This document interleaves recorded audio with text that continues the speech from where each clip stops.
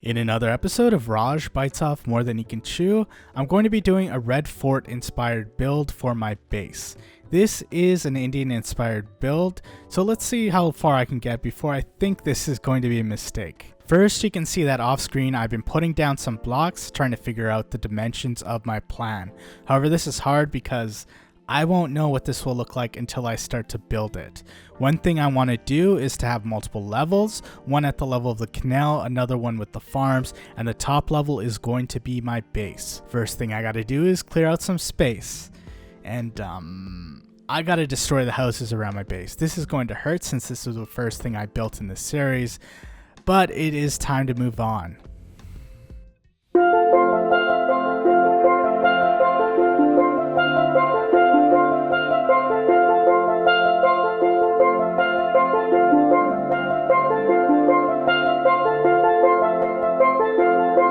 Next is to move the map wall and take down all of the maps. To make this a bit easier when I have to put the maps back together, I'm going to rename each map in the anvil to give it 2 numbers so I know where it goes in a grid. Just to give you an idea of what I mean, here is the finished result with all the maps that used a lot of enchantment levels, 1 level for a rename. I do eventually want to do more with the maps, but that is for a future episode.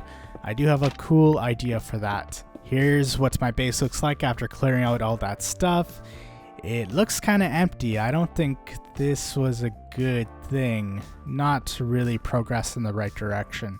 But meh.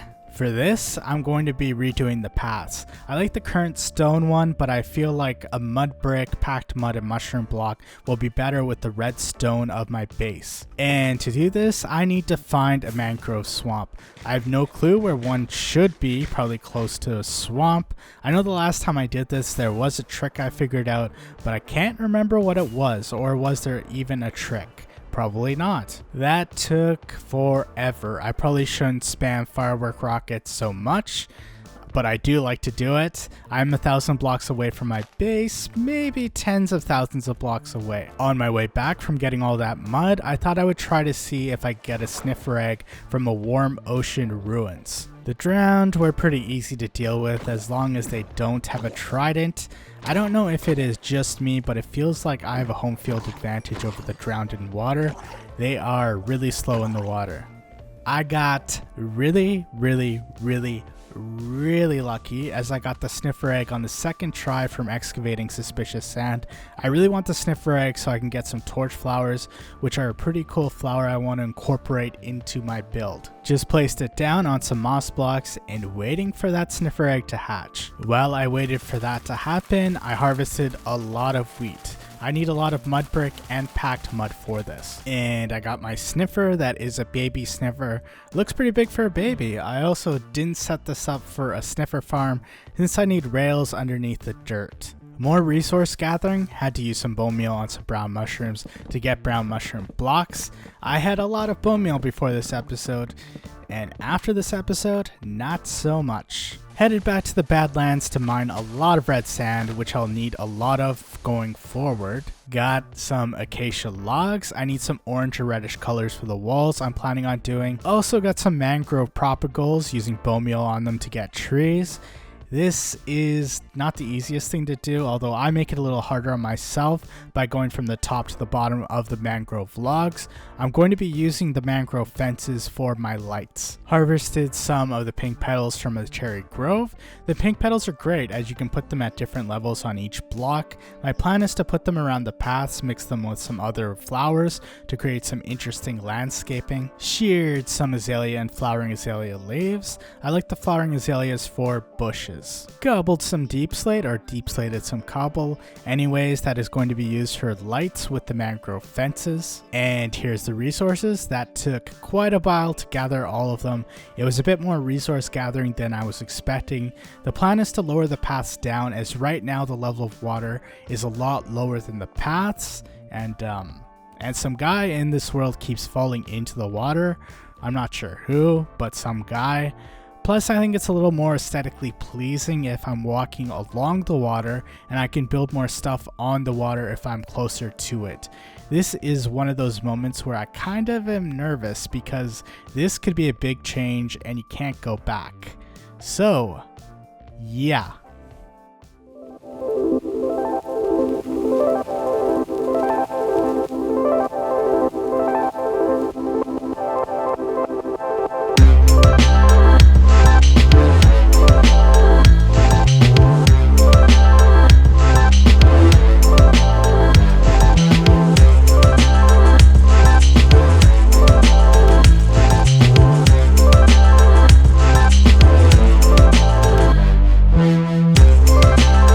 To take a break halfway through as it was taking a bit longer than I thought.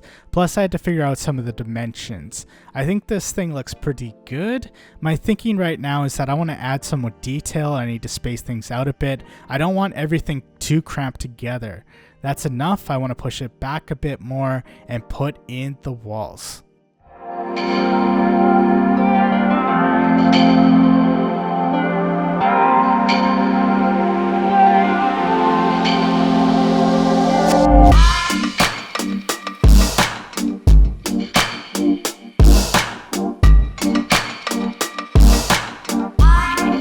After that, I needed to clear out a few things before I went to the next stage.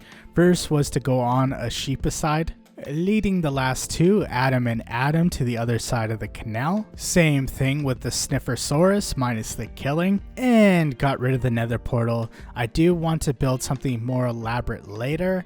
I have way too many ideas and not enough skill. Now on to the last part, building the upper part of the wall.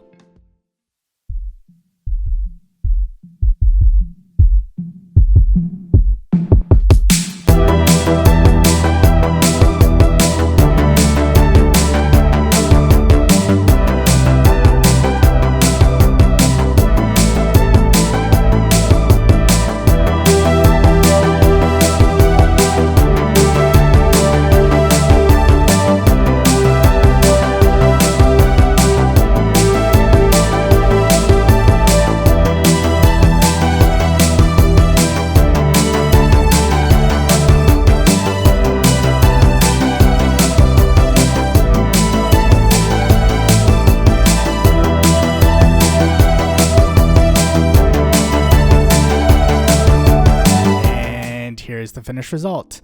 I like the finished product. It feels like there's a lot more clear of an idea of what I'm going to do with my base and all the plans going forwards. I mean, I haven't said it, but I think I know where all the farms are going to go after this. I was worried about using all the same tone of blocks, kind of that orange color, but I think the different depths of blocks helps a bit with the walls.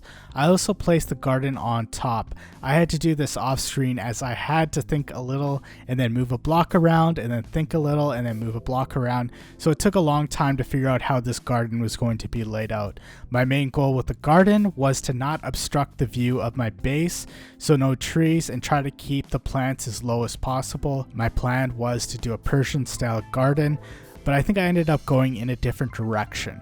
Overall, I feel good. Before this episode, I was trying not to build in a specific style, but now I feel a lot more committed now that there's a certain direction that I'm going, and I have a lot of ideas that I can do off of this.